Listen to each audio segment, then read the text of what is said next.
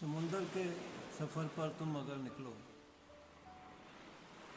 سمندر کے سفر میں کچھ جزیرے ساتھ رکھ لینا، ہواؤں کے صحیفوں کی زبانیں سیکھ لینا، پرندوں کی اڑانوں، بادلوں کی مختلف شکلوں کے کچھ مفہوم ہوتے ہیں، انہیں بھی غور کر لینا۔ سمندر کے سفر میں چاند تارے دیکھنے کی عادتیں بھی کام آتی ہیں۔ سمندر کا سفر بے سمت ہو جائے تو کچھ باقی نہیں رہتا۔ سمندر ایک صحرا کی طرح اپنے مسافر کو پیاسا مار دیتا ہے۔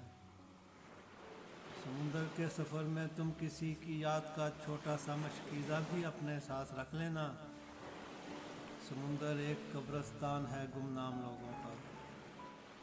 سمندر کے سفر میں تم اگر لہروں پہ لکھا کوئی کتبہ دیکھ پاؤ تو وہاں اپنی خاموشی اور اشکوں کے فقط 2 پھول رکھ دینا۔